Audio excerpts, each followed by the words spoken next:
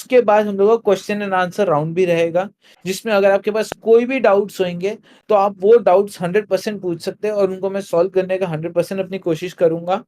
Eight the same time आपको liquidity pool से related जो एक चीज है जो मैं आपको बताना चाहता हूँ सबसे ज्यादा, वो है डिसेंट्रलाइजेशन।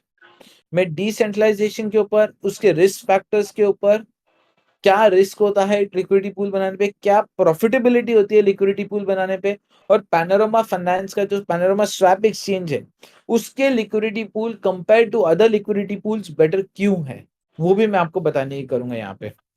सो चालू करने से पहले मैं आपसे एक चीज बोलना चाहूंगा यहाँ पे सभी को, कोई भी सवाल आपके होए तो आप एनी टाइम एनी सेकेंड आप उसको चैट बॉक्स में डाल सकते हैं। चैट बॉक्स में आप डालेंगे, जैसे ही सेमिनार पूरा वेबिनार खत्म होगा मैं आपके सवाल के जवाब दूंगा। तो एनी टाइम एनी सेकेंड आप डालते रहिएगा, ठीक है।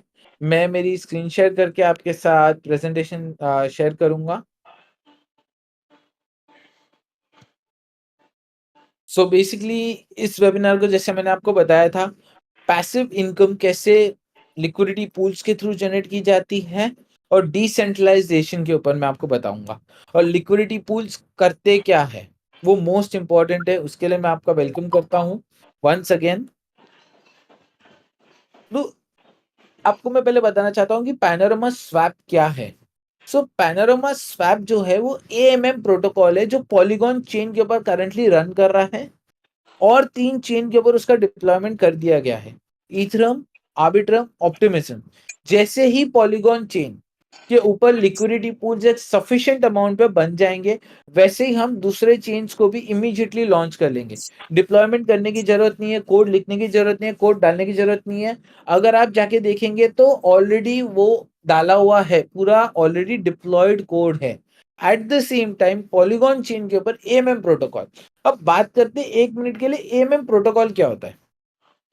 देखिए, जिस तरीके से ट्रेडिंग होती है उस तरीके में उसके अंदर कई तरह के प्रकार होते हैं। पहला होता है बार्टर, कि आप इंडिविजुअली ओटीसी करो, एक बंदा दूसरे बंदे को खरीदना बेचना करता है, डायरेक्टली फेस टू फेस करते हैं। वैसे ही trading order book based I थी, जिसके अंदर अगर आप देखोगे बनांस हो गया, बायबिट एक्सचेंज हो गया, ये सेंट्रलाइज एक्सचेंज चलाते हैं, जिसमें ऑर्डर बुक बनती है, बायर और सेलर साथ में आते हैं और बायर और सेलर के बीच में एक्सचेंज होता है, प्राइस एप्रिसिएशन जाता है। इसमें किसी भी तरीके से डेप्थ को नहीं देखा जाता है कि कितना लिक्विडिटी पूल है, कितने बायर है, कितने सेलर्स है। सिंपली प्राइस के ऊपर जाता है कि ये प्राइस एग्जीक्यूट हुई तो ये करंट प्राइस हो गया, उसके बाद अगले प्राइस पे बाय या सेल हुआ, वो नेक्स्ट प्राइस बन गया। और जैसे जैसे मार्केट ऊपर जाता है या मार्केट नीचे जाता है, न्यू प्राइस आती जाती है और उसके बेस के ऊपर न्यू प्राइस बनती रहती है।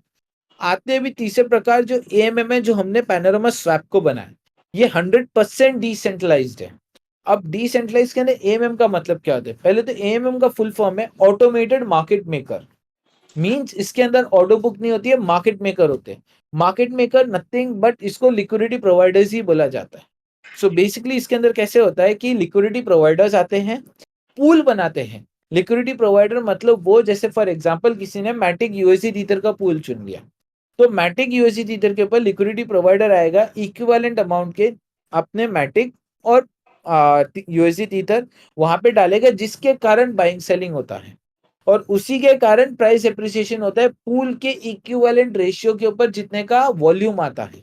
मैं आगे और डिटेल में आपको इस चीज समझाऊंगा, बट आप समझिएगा एक चीज कि लिक्विडिटी पूल जितना बड़ा उतना वॉलिटैलिटी कम, जितना छोटा उतना ज्यादा वॉलिटैलिटी उसके अंदर आ सकता है, प्राइस को मूव किया जाता है। यहाँ पे जो बुल बोलते हैं ना, जो शार्क्स आते हैं प्राइस को ऊपर लेके जाना नीचे लेके जाना, इससे 100% प्रोटेक्शन है। अगर आप बोलोगे पूल छोटा है तो भी उसका रिस्क को मिटिगेट करने के लिए स्लिपेज है यहाँ पे। और 1% से ज्यादा का पूल का अगर आप 20% से ज्यादा का बाइंग सेलिंग करोगे तो अलाउ नहीं करेगा, बट स्टिल आप 20% से ज्यादा का बाइंग सेलिंग कर सकते हो छोटे छोटे अमाउंट्स के अंदर, जिसके अंदर प्राइस भी अप्रिशिएट होता रहेगा और स्लिपेज भी आती रहेगी उस को, बिकॉज गलत काम कर रहा है। पैनोरामा स्वैप के अंदर लिक्विडिटी पूल्स को सिक्योर करने के लिए हमने 2 फैक्टर ऑथेंटिकेशन डाला है। वर्ल्ड में पहला प्लेटफॉर्म है जिसने 2 फैक्टर ऑथेंटिकेशन इंट्रोड्यूस किया है। इस 2 फैक्टर ऑथेंटिकेशन के थ्रू अगर आपने प्रोटोकॉल के ऊपर गए अपने वेबसाइट के ऊपर आपने 2FA एक्टिवेट कर दिया, तो आप कुछ भी करेंगे 2FA आपको लगाना पड़ेगा। नेक्स्ट चीज पे आते हैं, पैनोरामा स्वैप जो है, इसको हम लोगों का लॉन्ग टर्म विजन है, और लॉन्ग टर्म विजन के साथ ही हमने इसको बनाया है। इसके लिए अगर आप देखोगे, इसके हर फीचर कोई यूनिक नहीं बनाया हमने कोई यूनिक नहीं बनाया, हमने एग्जिस्टिंग फीचर्स को एनहांस किया है, बेटर किया है, यूजर और रेगुलेटर को दोनों को देखते हुए।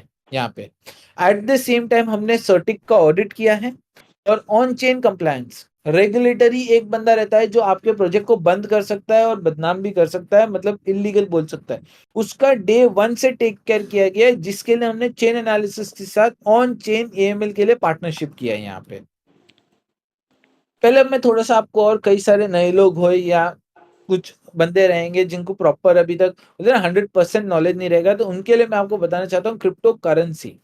सो क्रिप्टो करेंसी एक तरह की डिजिटल करेंसी है जो पर ब्लॉकचेन के ऊपर चलती है।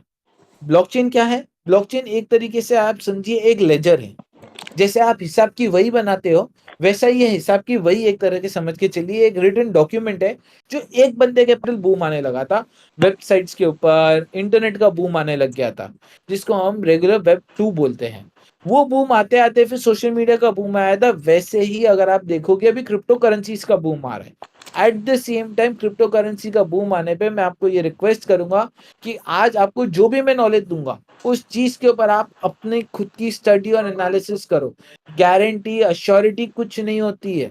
आपके पैसे के आप मालिकाना हक रखते हो, आप ही को देखना है। सिमिलरली क्रिप्टो करेंसीज आज बूम कर रहे हैं, उस बूम के अंदर सही तरीके से क्या इन्वेस्ट करना, वो आप ही के ऊपर रिस्पॉन्सिबिलिटी होती है।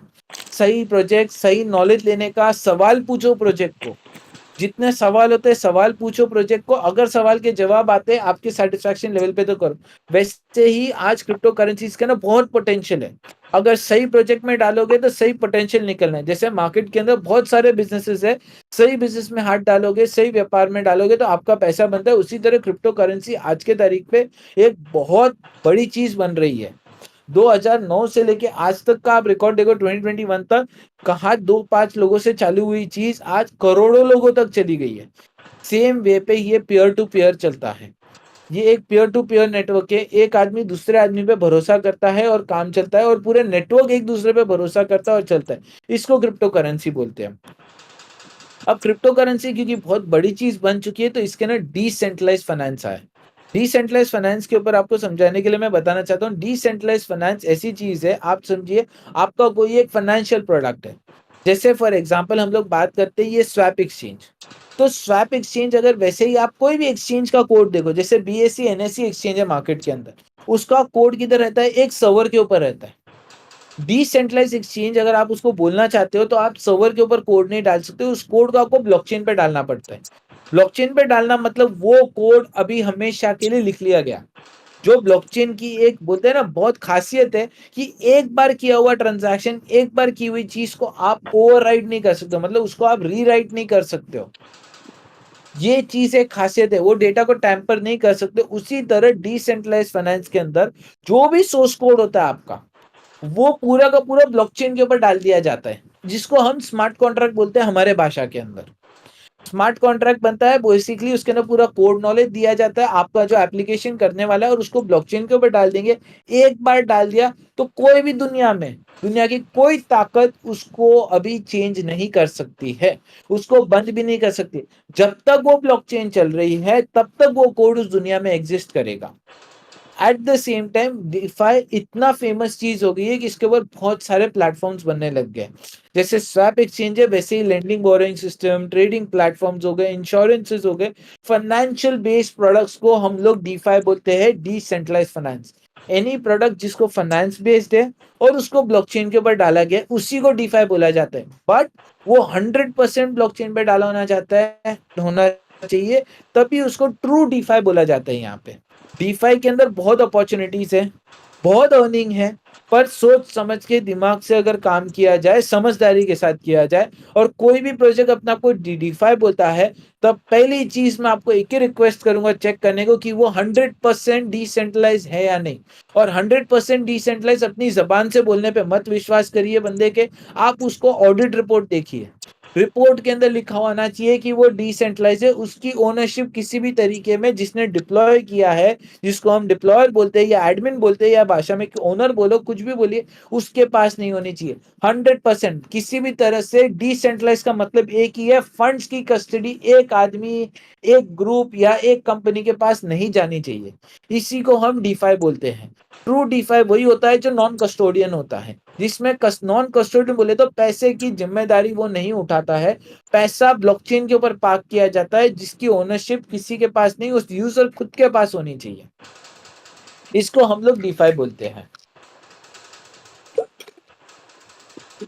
आपको कोई भी सवाल होंगे प्लीज आप चैट में डालिए। प्रेजेंटेशन चलने के टाइम पे मैं चैट बॉक्स देख नहीं पाऊंगा, पर प्रेजेंटेशन खत्म होते ही मैं ऑफकोर्स 100% आप सभी के सवालों के जवाब दूंगा। अब बात करते हैं, डीफाई समझ लिया, क्रिप्टो करेंसी समझ लिया। क्रिप्टो करेंसी के अंदर जो ट्रेडिशनल मेथड है उसके ऊपर बात करते हैं। जैसे पैसा पहले लोग बैंक में करने से पहले घर पे रखते थे। जब पैसा आया था तब बैंक के अंदर, बैंक तो आई थी बहुत बाद में, पहले तो पैसे का इन्वेंशन, मनी का इन्वेंशन तो हो ही चुका था। सेम वे में क्रिप्टो का इन्वेंशन हो गया है। क्रिप्टो का इन्वेंशन होने के बाद लोग एक ही चीज बोलते हैं कि होल्ड करो, क्रिप्टो खरीदो, होल्ड करो और बैठ जाओ।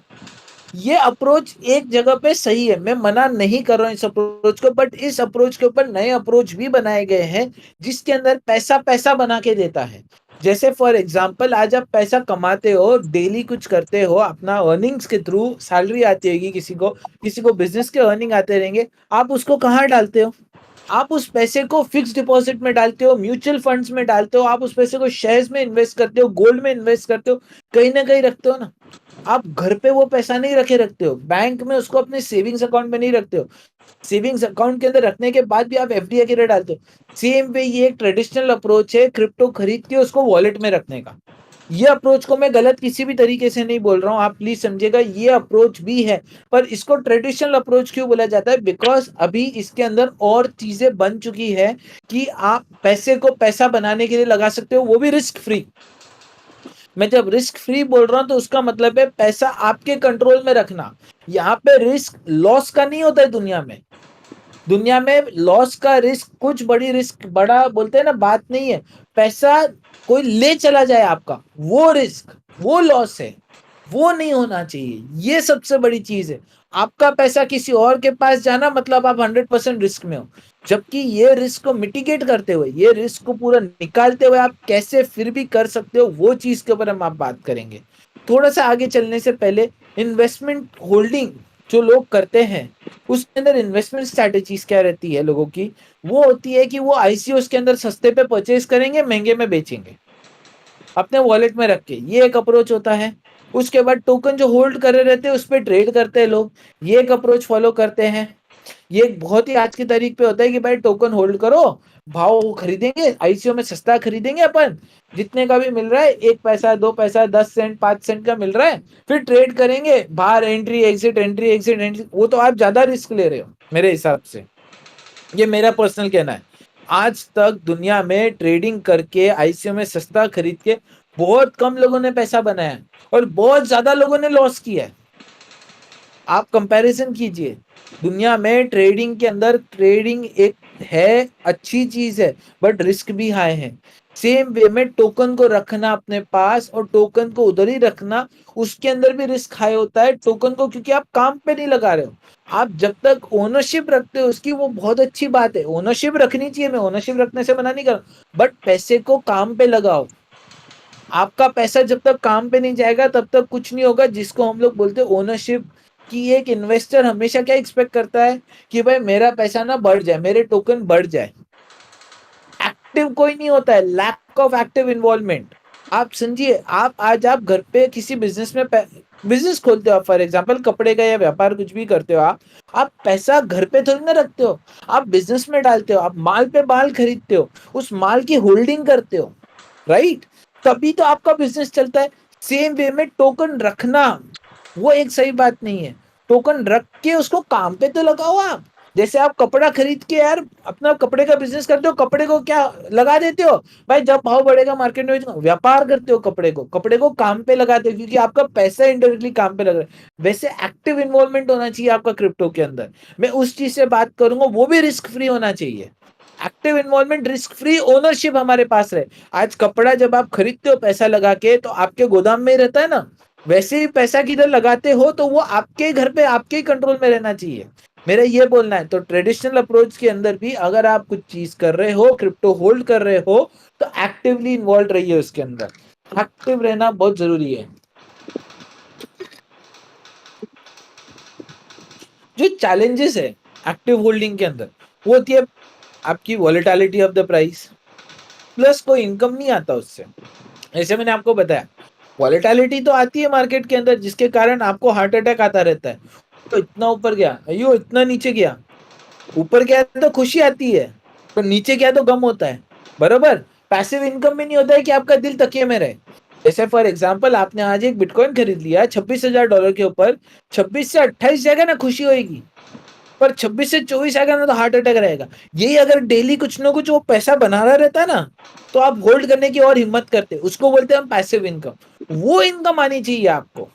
वो पैसिव इनकम बहुत जरूरी है कि चोई अगर 26 से 24,000 पे चला जाए, 26,000 24,000 पे, तो रोज का $1 भी आ रहा रहेगा ना, तो खड़े रहने की हिम्मत आएगी।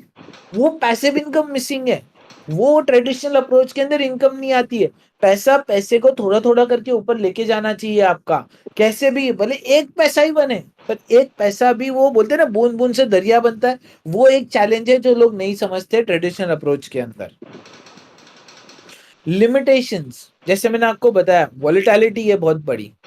इनएबिलिटी, आप अगर आप देखोगे इनकम जनरेशन नहीं होता है ट्रेडिशनल अप्रोच में टोकन रखने का, किसी भी तरीके से, जो मैंने आपको बताया।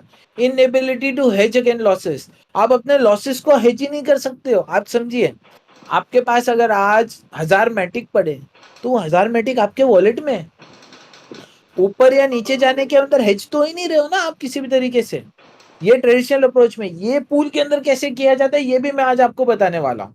लिमिटेड यूटिलाइजेशन, मतलब वो वॉलेट का वॉलेट में है, वो कुछ नहीं करेगा, वो बस आराम से बैठा रहेगा वॉलेट के अंदर। ये लिमिटेड यूटिलाइजेशन होता है। अपने टोकन को काम पे लगाओ ताकि वो काम करके और पैसा बना के दे। ऐसा लिमिटेड काम नहीं करने का, डॉर्मेंट मत करो अपने आप को, कुछ न कुछ होने दो डोली का डेली आपके इसमें। लॉन्ग टर्म अनसर्टेनिटी रहती है। अरे भाई इधर हो गया तो कुछ हो गया, इधर हो गया तो कुछ हो गया। वो अनसर्टेनिटी में जिंदगी नहीं। आप अपनी जिंदगी कभी अनसर्टेनिटी में नहीं जीते हो। उसी तरह अपने पैसे को अनसर्टेनिटी में नहीं रखने का, काम पे लगाओ अपना पैसा, पर जिसमें यूटिलाइजेशन भी हो और हेज भी हो, जो लिक्विडिटी पूल देता है आपको। मैं जो आपको बताने की कर रहा हूँ, of course it's a difficult topic, मैं इसके ऊपर और वेबिनार करूंगा और एक्सप्लेनेशन करता रहूंगा, तब आपको ये चीजें समझ आएगी कि मैं क्यों लिक्विडिटी पूल के ऊपर बोल रहा हूँ, कि जिसके अंदर वॉलेटिलिटी भी है तो भी फर्क नहीं पड़ता है, इनकम भी जनरेट हो रही है, हेज भी हो रहा है आपका पैसा, कि ऊंच या नीच हो जाए तो भी आप बचे रह रहे हो, यूटिलाइजेशन भी हो रहा है, और लॉन्ग टर्म भी है आपका। अनसर्टेनिटी में आप नहीं जिंदगी बिता रहे हो, पैसा बनता रह रहा है, रिस्क फैक्टर निकलता रह रहा है उसके अंदर, ये बहुत जरूरी है। अब ये चीज आप आगे चल के देखेगा, मैं कैसे आपको ये लिमिटेशन के ऊपर बताता रहूंगा हर एक चीज, क्योंकि हमें एक चीज समझनी जरूरी है कि यहाँ पे कैसे काम किया जाता है। पैसिव इनकम बोले तो पैसा पैसे को काम पे, पैसा काम पे भेजना। जैसे लोग माँ बाप अपने बच्चों को काम पे भेजते हैं, वाइफ हस्बैंड को काम पे भेजती है, वैसे ही पैसे को काम पे भेजने को बोलते हैं पैसिव इनकम, आपका इन्वॉल्वमेंट नहीं हुए बिना। वो चीज बहुत जरूरी है। डिसेंट्रलाइज फाइनेंस के अंदर ये है, स्वैप एक्सचेंज के अंदर यही चीज है। मैं यही चीज आपको बताना चाहता हूं कि कैसे आप अपने वॉलेट में रखे बिना टोकन्स को काम पे बेच के रिस्क फ्री भी अच्छे से कुछ पैसा बना सकते हो। ये चीज इंपॉर्टेंट है। तो पैसिव इनकम स्वैप में कैसे जनरेट होती है, लोग आते हैं, इकट्ठा पूल बनाते हैं, कोई $100 का पूल, कोई $500 का पूल, कोई $1000 का पूल बनाता है।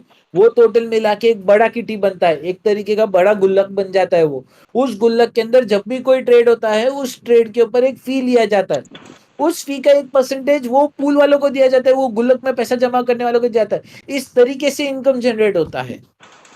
तो वो चीज बहुत जरूरी है यहाँ पे, डिसेंट्रलाइज के अंदर स्वैप के थ्रू पैसा बनना। वो एक एक्स्ट्रा मनी होती है। एक तरीके से समझिए आपका पैसा आपको बारीकी पर कुछ तो पैसा बना के दे रहा है, वो लिक्विडिटी पूल की ताकत है आज के तारीख पे। लिक्विडिटी पूल जो है उसको क्या है, अभी आपको पहले समझा दूं। लिक्विडिटी पूल जो बनता है वो 100% डिसेंट्रलाइज बनता है। जैसे मैंने आपको बताया था पूरा का पूरा स्वैप एक्सचेंज डिसेंट्रलाइज्ड है, स्मार्ट कॉन्ट्रैक्ट बेस्ड है, बोले तो ब्लॉकचेन पे लिखा गया। उसी तरह जो पैसा आप लिक्विडिटी पूल में डालते हो वो भी डिसेंट्रलाइज पड़ा रहता है, वो भी ब्लॉकचेन के ऊपर रहता है। किसी की ओनरशिप नहीं हो सकती दुनिया में, उसके ऊपर ओनर की ही ओनरशिप होती है। और इस चीज को आप ऑडिट रिपोर्ट के थ्रू चेक कर सकते हो। जबान क्या विश्वास मत कीजिए, रिपोर्ट के ऊपर, ऑडिट कंपनी के ऊपर विश्वास कीजिए। जबान पे तो हमने बहुत काम किया आज तक, पर ऑडिट को देख के काम करेंगे, सवाल पूछ के काम करेंगे। पैसा सच्ची में स्मार्ट कॉन्ट्रैक्ट में लॉक्ड है, इस चीज का भी आप चेक कर सकते हो। ये भी चीज मैं आपको बताऊंगा कैसे चेक कर सकते हो। और स्मार्ट कॉन्ट्रैक्ट की ओनरशिप किसी के पास नहीं है, ये भी चेक कर सकते हो आप। ये चीज इंपॉर्टेंट रहती है। और डिसेंट्रलाइज्ड फाइनेंस के अंदर लिक्विडिटी पूल का यही फायदा है। लिक्विडिटी प्रोवाइड करने पे जैसे मैंने आपको बताया फी अर्न करते रहते हो आप। तो जितने भी लोग मिलके उस गुल्लक के अंदर पैसा डालते हैं, उस पूल को जिसको हम गुल्लक बोलेंगे, उसके अंदर जब भी ट्रेड होगा वो पूल प्रोवाइडर को पैसा मिलेगा हर फी के अर्निंग से। ओनरशिप कैसे हुई मेरे पैसे की, उसको बोलते हैं हम एलपी टोकन्स। ये सवाल बीच में मैंने देखा था डिस्कॉर्ड के ऊपर, एक भाई ने पूछा था कि भाई ये V1 पैना V1 टोकन क्या है जो आपको मिलता है। वो आपका प्रूफ है। जैसे आप बैंक में जाते हो, आप एफडी बनाते हो तो एफडी का सर्टिफिकेट आता है ना आपके पास, वैसे ही ये टोकन एक सर्टिफिकेट है कि भाई ये आदमी इस पूल को ओनर है। उस तरीके से आप रिकॉग्नाइज किए जाते हो। और वो पूल टोकन कुछ ही नहीं होता, एक परसेंटेज डिफाइन करता है कि ये परसेंटेज का ये ओनर है। सो एलपी टोकन मतलब बोले तो पार्टिसिपेशन ऑफ प्रूफ मिलता है आपको। बैलेंस करते हो आप डिमांड और सप्लाई को। एक प्रोजेक्ट को ग्रो करने के लिए लिक्विडिटी पूल बहुत बहुत ज्यादा इंपॉर्टेंट है। दुनिया का कोई भी प्रोजेक्ट हो, लिक्विडिटी पूल होगा तो वो आपो आप बड़ा बन जाएगा। डिमांड एंड सप्लाई मैनेज करता है। बिकॉज जब डिमांड आएगा, पूल ही नहीं होगा, जिसमें सप्लाई नहीं होगा, तो बायर क्या करेगा, झक तो नहीं लगाएगा। तो डिमांड और सप्लाई मैनेज करने के लिए, प्राइस को अप्रिशिएट करने के लिए लिक्विडिटी पूल इंपॉर्टेंट रहता है। लिक्विडिटी पूल के बेनिफिट्स बहुत है। जैसे मैंने आपको बताया पैसिव अर्निंग आएगा आपको। इस पैसिव अर्निंग को आप देखोगे, अगर आप $100 का पूल बनाओगे ना तो वो छोटा दिखेगा, रोज का 1 सेंट या 1 सेंट से भी कम आएगा। पर आप उसको 1 साल तक रखिए, वो बहुत बड़ा बेनिफिट देता है। वो छोटा छोटा पैसा अगर वही $100 वॉलेट में पड़ा रहा ना तो वो कुछ ही नहीं करना है। बट 1 साल तक उसको रखा रखा ना तो कुछ तो देना है आपको। शायद वो नेटवर्क पे ट्रांजैक्शन फी बना के दे देना आपको।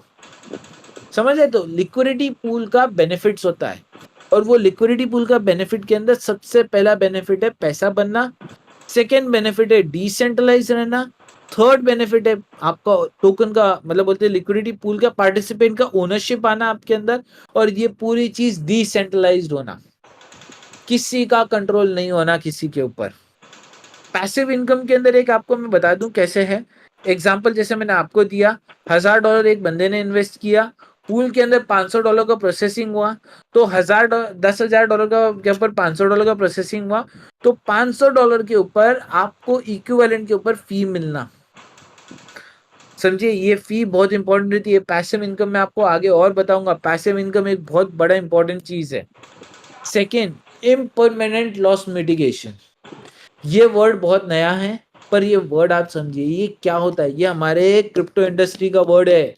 ये क्रिप्टो इंडस्ट्री में बहुत किया जाता है। इम्परमानेंट लॉस मतलब क्या होता है कि वो लॉस जो परमानेंट नहीं है आपकी जिंदगी में।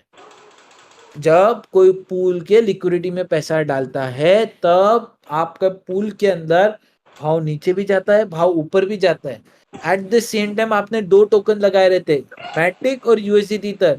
तो कभी आप रिस्क से रिस्क फ्री में जा रहे रहते हो क्योंकि यूएसडीटी तर रिस्क फ्री है, और प्राइस नीचे जाने पे भी आपका कम होल्डिंग रहता है, तो आपका लॉस मिटिगेट हो रहा है। आज समझे मेरी बात? यहाँ पे अगर आपने मैटिक और यूएसडी का पूल बनाया, अगर मैटिक का भाव नीचे जा रहा है, लोग सेलिंग कर रहे हैं, तब आपका लॉस मिटिगेट हो रहा है। सेम टाइम पे ये अगर भाव ऊपर जा रहा रहेगा तो लोग आपको सेल भी कर सकते हैं, लोग आपसे बाय भी कर सकते हैं सेम टाइम पे। हर टाइम पे सेलिंग नहीं आएगा, बाइंग भी आता है, इसलिए बाय और सेल 2 बटन है ना उसके अंदर। तो उस हिसाब से लॉस मिटिगेट होता है वहां पे। थर्ड चीज, लिक्विडिटी पूल के रिवॉर्ड्स कमाते हैं आप, जो बहुत इंपॉर्टेंट है। ट्रांजैक्शन फी रिवॉर्ड में मिलता है। अगर कोई स्वैप एक्सचेंज एक फी चार्ज कर रहा है तो उस फी का 1% आपको रिवॉर्ड में मिल रहा है। बनांस, बाइबिट या कोई दूसरे एक्सचेंज की तरह पूरी फी अपने पप्पा की नहीं है। यहाँ पे डीफाई है, फी जो आ रही है उसका एक बड़ा परसेंटेज, एक अच्छा सा चंक, एक छोटा पन जो भी है वो जाना चाहिए लिक्विडिटी प्रोवाइडर्स को। तो प्रोटोकॉल अर्न करे नहीं करे, लिक्विडिटी प्रोवाइडर पहले अर्न करेगा। यहाँ पे समझिएगा, प्रोटोकॉल अर्न करे नहीं करे, ये वर्ड मैं जो बोल रहा हूं उसके ऊपर भी ध्यान दीजिए, उसका एक रीजन है। ठीक है जी, क्योंकि पूल की लिक्विडिटी किसने दी? यूजर ने दी। ट्रांजैक्शन उसी के कारण हुआ, पूल नहीं होता तो ट्रांजैक्शन नहीं होता, बरोबर। तो ट्रांजैक्शन की फी इसको जानी चाहिए, बेईमानी इसमें हो ही नहीं सकती। और ये कोड ब्लॉकचेन पे लिख लिया गया है, और एक बार लिख लिया तो काम खत्म हो गया उसका, कोई उसको चेंज नहीं कर सकता है। मार्केट एक्सपोजर जो बहुत इंपॉर्टेंट चीज है, जब प्राइस मूवमेंट आता है तब यूजर्स को गेन देता है वो। जैसे फॉर एग्जांपल अगर आप एक टोकन होल्ड कर रहे हो जो मैटिक, और दूसरा टोकन पैनोरामा है फॉर एग्जांपल, इन केस पैना का भाव बढ़ेगा और एक्स्ट्रा पैना आ गए तो वो टोकन आपको होल्डिंग के अंदर है। फॉर एग्जांपल आपने 100 मैटिक 100 पैना का बनाया, जब आपका पैना का रेट इंक्रीज होता है उसके अंदर, भले ही मैटिक का रेट इंक्रीज नहीं हुआ पर वो हेज करने लग जाता है आपको। उसी तरह अगर आपने $500 के मैटिक, $500 के पैना लेके रखे हैं, अगर उसके अंदर 500 दोनों मिला के अगर $1000 का इन्वेस्टमेंट है, अगर मैटिक का रेट ऊपर बढ़ गया ऑटोमेटिकली आपका इन्वेस्टमेंट का रेट ऊपर बढ़ जाएगा। वैसे ही पैना का रेट बढ़ गया तो टोटल पूल होल्डिंग जो आपकी $1000 की थी वो $1000 से 1002, 1005, $1006 बढ़ती जाएगी, क्योंकि अब आपने अपना मार्केट एक्सपोजर को एक बोलते हैं ना सीमित कर दिया है, 50-50 कर दिया आपने। आपको मैटिक का रेट बढ़े तो भी रिस्क नहीं है, तो भी आपका इधर हो गया। पैना का रेट नीचे गया तो भी रिस्क नहीं है, पैना का रेट ऊपर गया, मैटिक का भी रेट ऊपर गया, तो दोनों हाथ में लड्डू है आपके लिए। समझ रहे? वो इंपॉर्टेंट है मार्केट एक्सपोजर। एक नीचे गया या एक ऊपर गया, एक नीचे गया एक ऊपर गया, दोनों ऊपर गए, दोनों के अंदर आप प्रॉफिट में रहोगे, बिकॉज आपका रिस्क मिटिगेट हो रहा है। यहाँ पे एक ही जगह पूरा पैसा पार्क नहीं है ना, दो अलग चीजों में पार्कड है आपका। तो एक तो ऊपर जाएगा ही जाएगा, इतनी तो किस्मत खराब नहीं होती है कि मैटिक भी रहेगा पैना भी जाएगा, दोनों में से एक ऊपर जाएगा, और दोनों ऊपर जाएंगे जब तब दोनों प्रॉफिटेबिलिटी देंगे आपको। ये लिक्विडिटी पूल का बेस्ट बात है। कम्युनिटी एंगेजमेंट, देखिए लोगों को आजकल ना डिसेंट्रलाइज समझ आता है, जिसमें यूजर का कंट्रोल यूजर पर है, कम्युनिटी का कंट्रोल कम्युनिटी के पास रहे। इसके लिए लिक्विडिटी पूल जितना बड़ा होता है ना, नेटवर्क पे बॉट्स है, लोगों ने लिखे बॉट्स ऐसे, वो ऑटोमेटिकली पकड़ते हैं। जैसे फॉर एग्जाम्पल करो $1 मिलियन का पूल हुआ आज के तारीख पे, किसी का भी पैनामैटिक का हो गया, पैना यूएसडी ईथर का हो गया, या किसी का भी हो गया, जब पूल बड़ा होगा ना तब ऑटोमेटिकली वो नेटवर्क पे रिकॉग्नाइज हो जाएगा। ऑटोमेटिकली जो नए लोग हैं ना वो उसको लेने लग जाएंगे, जिसके कारण नेटवर्क के ऊपर एंगेजमेंट आता है। ये बहुत ज्यादा इंपॉर्टेंट चीज है आपके समझने के लिए, क्योंकि आप नेटवर्क के पार्टिसिपेंट हो, आप नेटवर्क को चला रहे हो, आपने ही ये टोकन लिया है। आपको इसको जैसे हम मेहनत कर रहे हैं टेक्नोलॉजी बनाने को, वैसे ही आप अगर टोकन खरीद रहे हो तो टोकन के साथ इन्वेस्टमेंट करो। मैं ये बोल रहा हूँ, अगर आप $500 की सोच रख रहे हो ना, तो 500 के बदले 250 का टोकन लो और 250 का पूल बना करो। आप बहुत ज्यादा काम करोगे कम्युनिटी एंगेजमेंट के अंदर, बिकॉज आपके कारण पूल बनेगा, पूल बनेगा, नेटवर्क में रिकॉग्निशन आएगी। समझ रहे? और मैं ये नहीं बोल रहा हूँ स्वैप है, पैना है, उसका पैना का पूल बनाओ। आप मैटिक यूएसडी ईथर का पूल बनाओ, मैटिक डाई का पूल बनाओ, मैटिक यूएसडीसी का बनाओ, डाई यूएसडी ईथर का बनाओ, पर पूल बनाओ।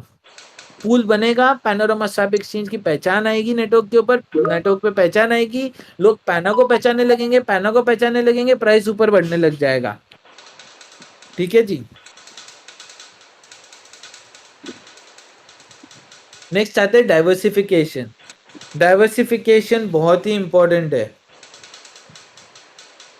ठीक है जी,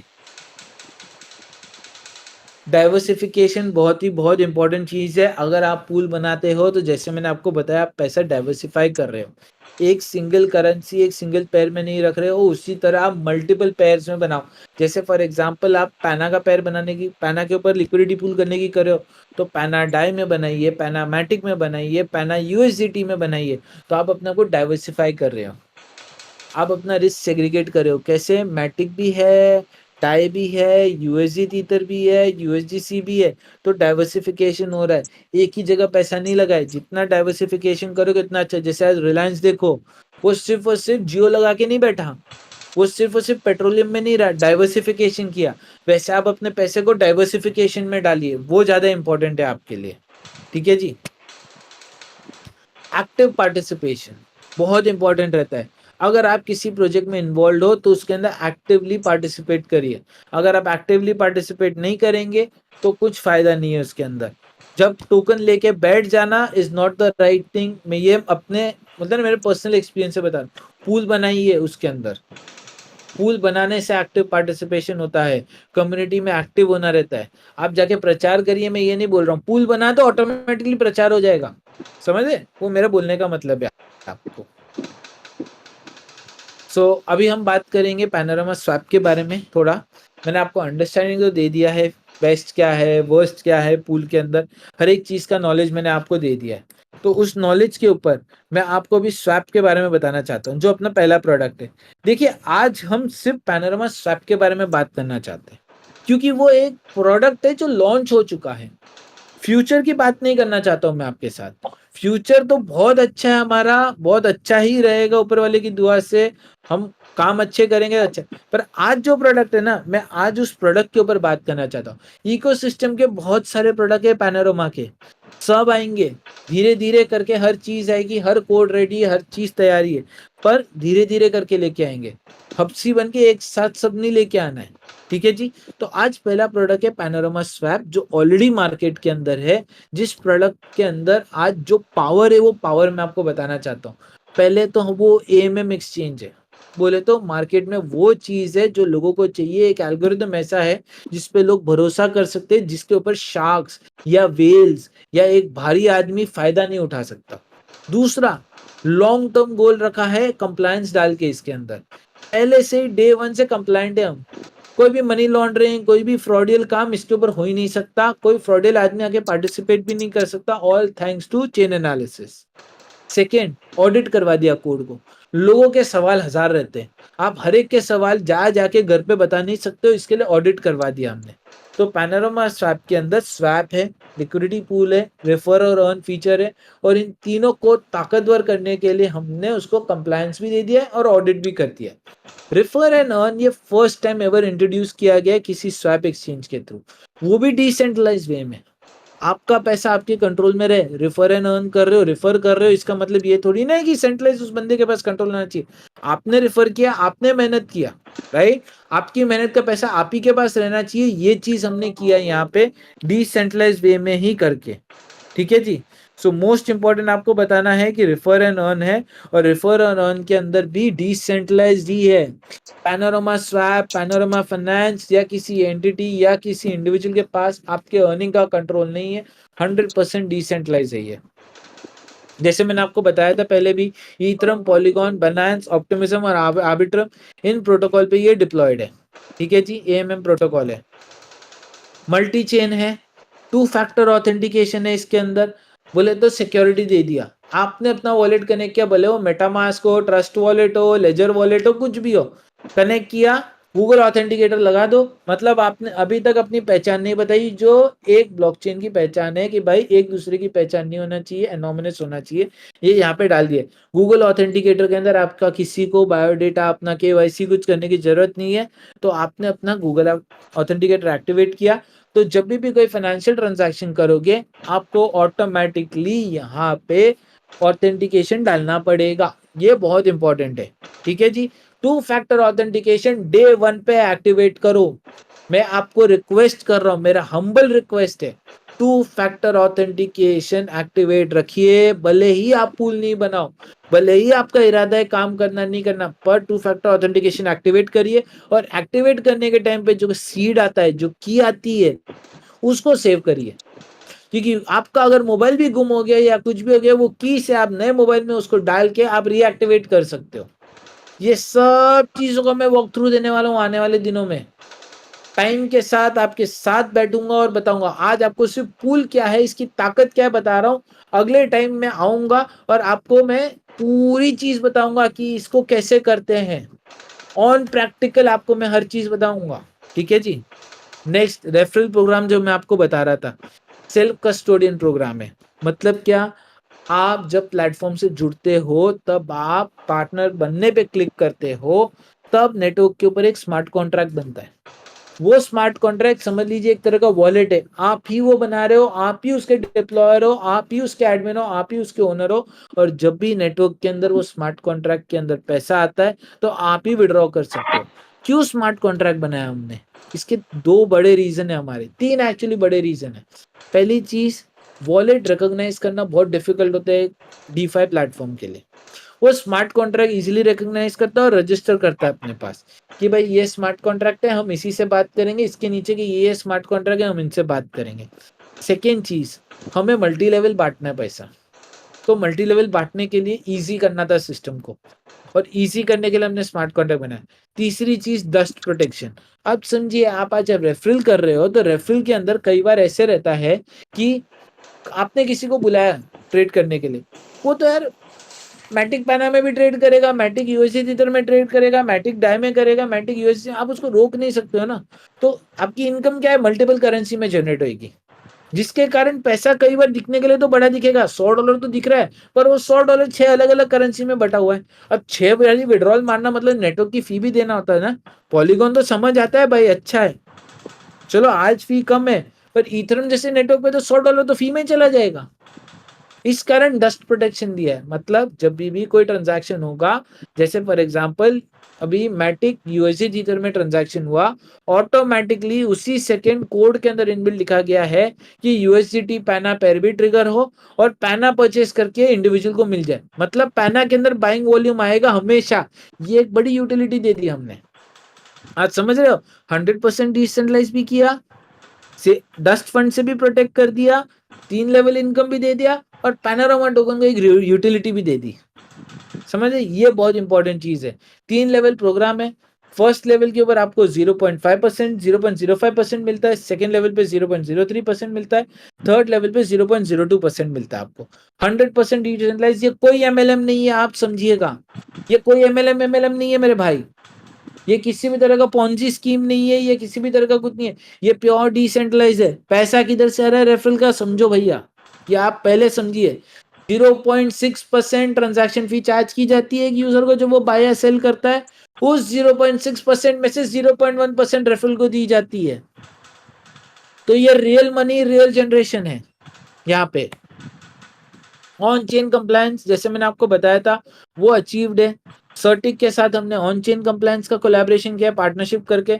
जब भी कोई वॉलेट कनेक्ट करता है, वो वॉलेट जेन्युइन है या फ्रॉडियल वॉलेट तो नहीं है, कोई फ्रॉड पैसों से तो रिलेटेड नहीं है, वो वॉलेट इंटीग्रिटी चेक करता है। जब भी कोई पैसा आता है तो वो पैसा भी फ्रॉडियल पैसा किधर से तो आया नहीं है, कोई स्कैम पॉन्जी या कोई गलत जगहों से तो आया हुआ नहीं है, क्योंकि अपने यूजर को गलत पैसा नहीं मिलना चाहिए भाई, ये अपनी जिम्मेदारी होती है। इसके लिए हमने सर्टिक के साथ चेक किया है। थर्ड, ऑडिट करवा दिया। जबान पे भरोसा नहीं है, बड़ी कंपनी है ये, वर्ल्ड की नंबर 1 कंपनी है सर्टिक। सर्टिक ने ऑडिट कर दिया आज के तारीख पे, और उसने रिपोर्ट भी डाल दी है। हर चीज उसने ऑडिट करके कोड को दे दिया है, आपको बता दिया है कि भाई कितना डिसेंट्रलाइज्ड है ये, कितना ईमानदारी का कोड लिखा है, कितना ये हैकेबल नहीं है। याद रखिए, स्मार्ट कॉन्ट्रैक्ट भी हैक हो सकते हैं। उसकी चीज हमने सर्टिक के साथ करी ऑडिट करा के, प्लस आगे फ्यूचर में हैक नहीं हो पाए इसके लिए बग बाउंटी प्रोग्राम भी डाल दिया। लाइफ टाइम 1 साल का पैसा भर के रखा है, 1 साल तक जितने एथिकल हैकर्स है इस कोड को हैक करने की कोशिश करेंगे दिलो जहां से, हैक हो सकेगा तो बताएंगे, और हमको टेंशन नहीं लेना है। क्यों? क्योंकि वो जो हैक होने पर भी अगर वो पैसा चोरी तो नहीं कर सकता है, एट द सेम टाइम अगर वो हैक कर जाता है तो उसका पैसा देना पड़ता है उसको, जिसको हम बाउंटी बोलते हैं, इसके लिए बग बाउंटी बोलते हैं। वो पैसा सर्टिक ही देना है भैया, क्योंकि उसी ने अप्रूव किया था ना ये कोड हैक नहीं हो सकता है, और वर्ल्ड की नंबर 1 कंपनी है भाई, तो थोड़ी ईमानदारी भर, तुम पैसा भरना। तो वही पैसा भरेगा up to 75% of the project cost का। $1 लाख तक का बाउंटी है, अगर कोई हैक करके दिखाता है तो सर्टिक $1 लाख देने को रेडी है उसको। और सर्टिक $1 लाख देना मतलब उसने दिलो जहां से चेक करा है कि ये कोड हैक नहीं हो सकता है। हम लोग की बैंड बजाई थी भाई, ईमानदारी से हम लोग की हालत करी थी, बुरी हालत करी थी, खून के आंसू रुलाए थे उसने। उसके बाद उसने ऑडिट रिपोर्ट सक्सेस वाला दिया। आप देख लीजिएगा कब चालू हुआ कब खत्म हुआ। 4 महीना हम लोग रुके थे, 4 महीना हमने चेंज करेक्शन करके कोड को उस लेवल पे लेके आए, उस स्टैंडर्ड पे लेके आए कि ये हैक प्रूफ है। तब उन्होंने थप्पा मारा, तब बग बाउंटी प्रोग्राम डाला, क्योंकि उनका भी नाम एसोसिएटेड है। हमारे साथ कुछ होना मतलब उनके साथ भी गलत होना, ये आप याद रखिएगा। जैसे मैंने आपको बताया, स्वैप के ऊपर 0.6% फी है। जब भी कोई ट्रेड करता है तब उसको 0.6% फी जाती है। 0.6% में से 0.2% लिक्विडिटी प्रोवाइडर को जाता है। प्रोटोकॉल की अर्निंग होती है वहीं पे 0.3% के ऊपर। पैनोरामा एनालिटिक्स, जो स्वैप प्रोटोकॉल का एनालिटिक्स ऐप है, वो भी यही वीक के अंदर आपके पास आएगा। ये वीकेंड से पहले मेरा कमिटमेंट है, आपके पास वो स्वैप का ऐप रेडी रहेगा, आपके पास अवेलेबल रहेगा। So that's not a worry at all. ठीक है जी। एट द सेम टाइम अगर आप देखेंगे तो पैनोरामा एनालिटिक्स के अंदर आने के बाद आपको सब कुछ मिल जाएगा। ठीक है जी।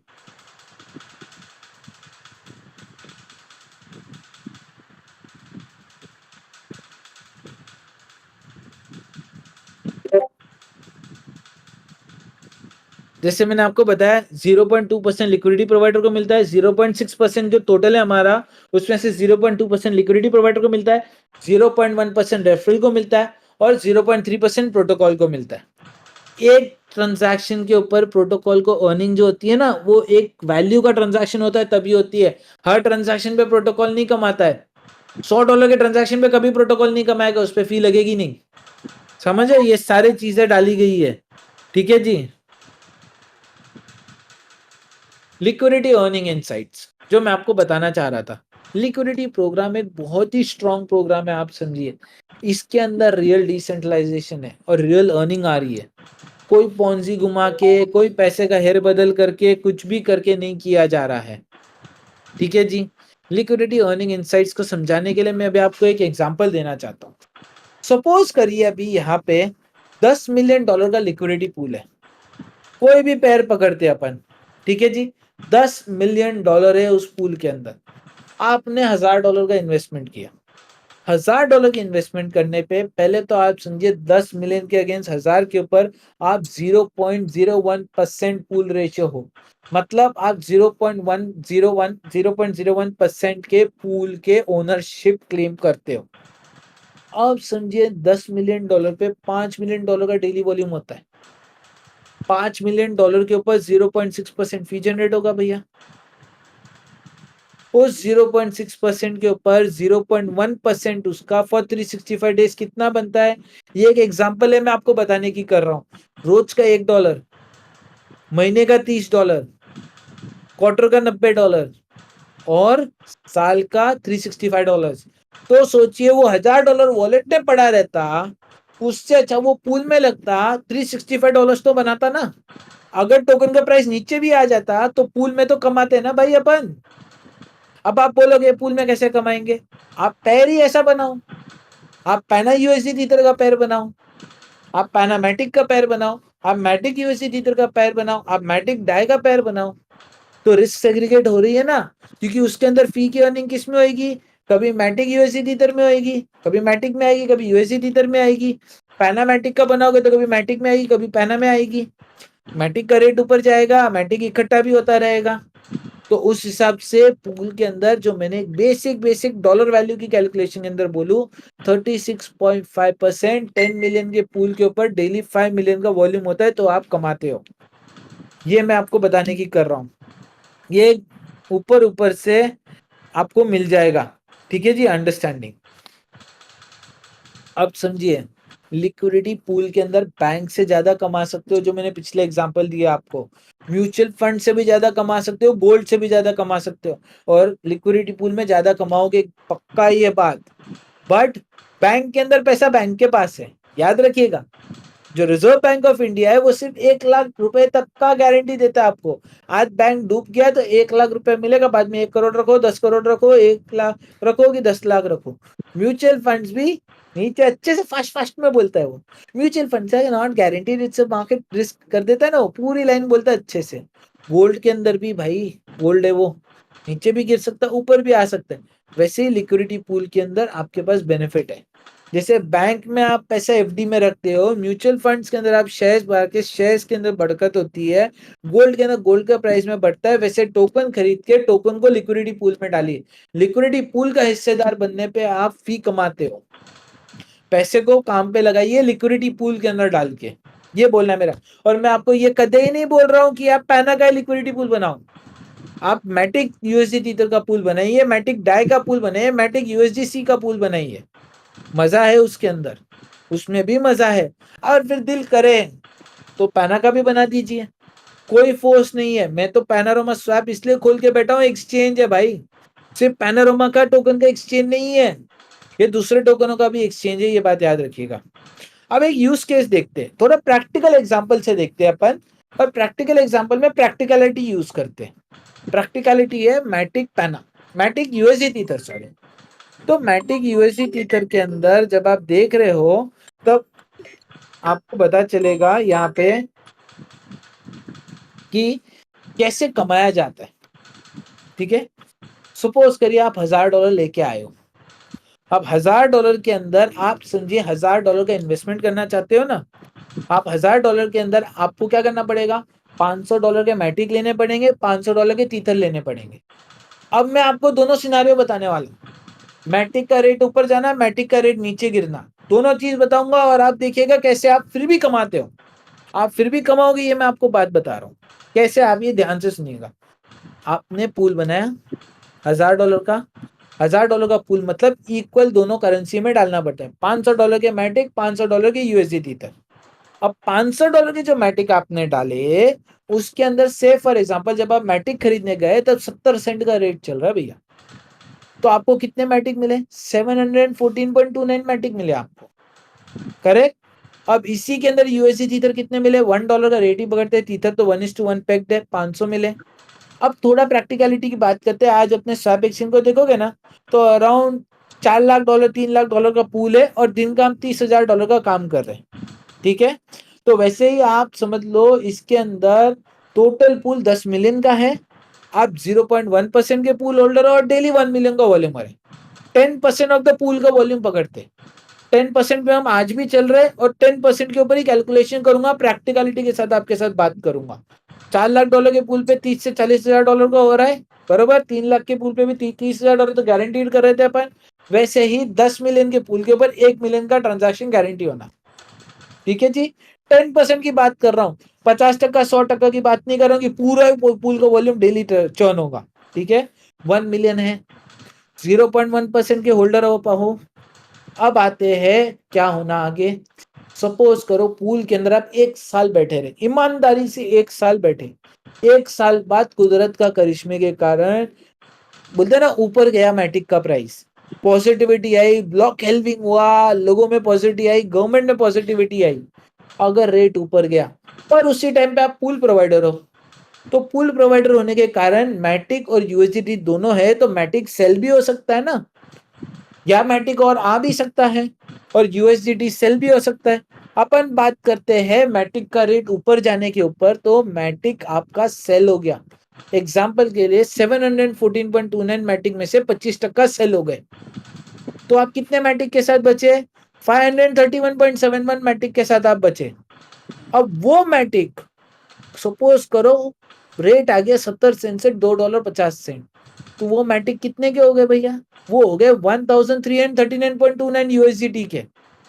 आज समझ रहे, $714 के थे, $714.29 के मैटिक थे, वो हो गए 1339.29 के, बिकॉज रेट अप्रिशिएट किया, इवन दो 25% सेल हो गया। याद रखिएगा, सेम टाइम पे अगर 25% मैटिक सेल हुआ रहेगा तो 25% तीथर भी तो आया रहेगा। किसी ने सेल किया तो बाइंग के अंदर उसने तीथर यूएसडी तीथर दिया रहेगा ना, तो आपके पास 25% आ गए, मतलब $125 आ गए। एवरेज भाव मैंने लिया $1, बोलते हैं ना ऊपर नीचे करके लिया। बड़े रेट में भी जा सकता है $2.50 के ऊपर, छोटे रेट में भी आ सकता है, आप समझ रहे हैं। पर एक एवरेज पकड़ लेते हैं अपन $1 के रेट के ऊपर, और $1 के ऊपर 625 हो गया आपका टोटल, 125 एक्स्ट्रा आने पे।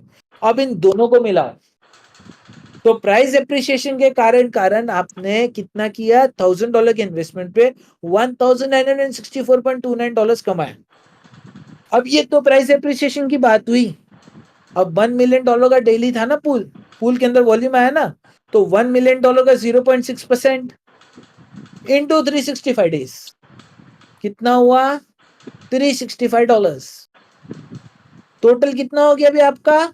1964.29 प्लस 2329.29 इन्वेस्टमेंट कितना हुआ? $1000 का हुआ। टोटल कितना हुआ? 1329.29। तो अब सोचिए, मैटिक वॉलेट में छोड़ना अच्छा कि पूल में लगाना अच्छा? अब आगे मैं और एक चीज बताऊंगा, फिर और सोचिएगा दोबारा। अब यूज केस 2 सेम चीज है भाई, $1000 है, $1000 का पूल क्रिएट किया अपन ने, इक्विवेलेंट ने 500 का मैटिक खरीदा, 500 का यूएसडी ईथर खरीदा, 0.1% का 0.01% का पूल रेशियो हुआ, $1 मिलियन का डेली वॉल्यूम हुआ। वो हिसाब पकड़ता हूं और सेम चीज पकड़ता हूं मैं, 70 सेंट पे बाइंग था। बट और एक चीज, इसमें भी 25% मैटिक चले गए आपके। 25% मैटिक जाएंगे, आप पूल प्रोवाइडर हो, बाइंग होगा, सेलिंग होगा, सस्ता भाव हो गया तो लोग बाय करने आएंगे ना, मैटिक है भाई, बरोबर? तो बाय करने आए, सस्ते में मैटिक बिक गया, बरोबर? आपका पूल छोटा हो गया, प्रोवाइडिंग में छोटे हो गए आप। सपोज करो 25% निकल गया, तो आपके पास 25% निकलने के बाद कितने मैटिक बचे? 535.71, बरोबर? उस 535.71 की वैल्यू अपन पकड़ते 70 सेंट से 50 सेंट पे आ गया मैटिक, पकड़ो ना प्रैक्टिकलिटी। तो टोटल क्या वैल्यू हो गई $500 की इसकी? 267.86। बात खत्म नहीं हुई है, सुनिएगा, 267.86, और यहाँ पे तीथर भी आया रहेगा 25%, तो ये वैल्यू कितनी हो गई? 625। टोटल करिए कितना हो गया? 892.86। इन्वेस्टमेंट $1000 का था, ध्यान से सुनिएगा, अभी रेट नीचे आया, माल भी बिक गया, दिल को दर्द हुआ ना, पर दर्द को भी खुशी में बदलता हूं मैं आपके। 1 मिलियन पे डेली वॉल्यूम हुआ, 0.6%, फी कितनी कमाई? $365। टोटल कितना हो गया? 829.86 प्लस 1257.86, टोटल कितना हुआ? 365 के साथ 1257.86 यूएसडी तक। नेट कितना हो गया अर्निंग आपका $1000 के ऊपर? 257.86। तो मैट्रिक भी पड़ा हुआ है, रिस्क भी सेग्रीगेट हो गया है, पूल की अर्निंग भी आ रही है। यही मैट्रिक पड़ा रहता $1000 का, रेट 70 सेंट से 50 सेंट पे आ गया रहता, भाई हार्ट अटैक होता, छोटे आदमी को तो हार्ट अटैक होता, बड़ा आदमी फर्क नहीं पड़ता। बट बड़ा आदमी भी $1 भी कमाना चाहता है। आज बड़े से बड़ा आदमी, हम सिंधी है भाई, सिंधी तो $1 भी नहीं छोड़ते। सेम वे पे अगर $1000 पे मेरे को रोज का $1 भी आ रहा है ना, मैं वो करूंगा। तो पैसा लिक्विडिटी पूल में डालो, मैं आपको बोल रहा हूँ। पैना यूएसडी तक, पैना मैटिक, पैना डाई को प्रमोट करने नहीं बैठा हूं मैं बोल रहा हूँ मैटिक यूएसडी में डालो, मैटिक पैना में डालो, मैटिक डाई में डालो, मैटिक यूएसडी में डालो आप। और जितना पूल छोटा होता है उतना प्रोवाइडर बड़े, पूल रेशियो ज्यादा रहता है आपका, समझिएगा। आज पूल छोटे हैं, मतलब आप पूल का बड़ा रेशियो काबू कर सकते हो। सपोज करिए आज $2000 का पूल है, बायर तो आएंगे भाई, बायर आएंगे ये नहीं है, बायर आज भी आ रहे। अगर आप खोल के देखो, मैटिक यूएसडी ईथर का पूल खाली नहीं पड़ा है, पैनोरमा का ट्रांजैक्शन नहीं हो रहा है, ऐसे नहीं है भैया, ट्रांजैक्शन आज भी हो रहे हैं, खरीदार तो आएगा इधर। पर अगर आप $2000 के पूल के अंदर, अगर आप $1000 के भी प्रोवाइडर हो, तो आप 50% पूल रेशियो लेते हो, मतलब वो थोड़े ट्रांजैक्शन के ऊपर भी 50% तो आप ही कमाने हो ना। तो डे 1 से पूल रेशियो बड़ा होना है आपका, आप समझने की करिए। फिर पूल प्रोवाइडर आते जाए, शार्क्स घुसते जाए बड़े बड़े पूल बना के, पर इनिशियली तो बेनिफिट आपने लिया। इनिशियल बेनिफिट फायदा होता है, जैसे नया नया बिटकॉइन आया था ना, तो जिसने 10 सेंट में लिया था वो फायदे में था ना, वैसे इनिशियली आप पूल के अंदर बड़े रेशियो में रहोगे तो बड़ा फील लोगे, बड़ा फायदा लोगे, पर रिस्क मिटिगेट भी होगा। बाइंग आ रहा है तो सेलिंग भी आएगा ना भैया, डरो मत। आज आप डर के पैसा नहीं कमाते हो किसी बिजनेस के अंदर, डरोगे तो कुछ नहीं होगा। व्यापार है, व्यापार के अंदर प्रॉफिट होना है, पर दिमाग लगा के, जो मैंने आपको समझाया है दोनों यूज केस के अंदर, बिका तो भी प्रॉफिट है, बड़ा तो भी प्रॉफिट है, क्यों? क्योंकि पूल फी कमाने हो आप, समझ रहे? तो दैट्स इट, मैं आपको बताना चाह रहा था कि व्यापार है, व्यापार की तरह चलाइए इसको। टोकन को वॉलेट में रखने से कोई बेनिफिट नहीं होता है, आपको टोकन को काम पे लाना है। यहाँ पे मैं कोई प्रमोशन नहीं कर रहा हूं, मैं कुछ नहीं बोला, मैं पैनोरामा स्वैप इंट्रोड्यूस कर रहा हूं आपको, और रिस्क के साथ बता रहा हूं कि भाई नीचे भी जाता है तो ऊपर भी जाता है। बट मैथ्स का गेम है। सुपर 30 पिक्चर हर एक ने देखी रहेगी, मैथ्स का ही है। मैथ्स यूज करिए, रिस्क सेग्रीगेट करिए, ऑटोमेटिकली प्रॉफिट होगा। ये मैं आपको श्योरिटी दे रहा हूं। मैंने तो छोटा सा मैथ्स समझा भी आपको, थोड़ा और मैथ्स लगाइए और पूल पड़े हुए हैं। आज अपॉर्चुनिटी है कमाने की। बड़ा बन जाएगा ना 10 मिलियन का पूल, तब $1000 पे चिन्नो आएगा, और वो चिन्नो भी बड़ा ऑफ कोर्स, पर उतना कमाई भी बड़ी है। समझिए, आज छोटा है, कमा सकते हो। और यहाँ पे हमने बेस्ट में बेस्ट पार्टनरशिप किया है, चेन एनालिसिस डाला है, ताकि ये प्रोजेक्ट कल जाके बंद नहीं हो जाए। रेगुलेटर जो सबसे बड़ा प्रॉब्लम होता है, रेगुलेशन का ख्याल रखा है मैंने यहाँ पे।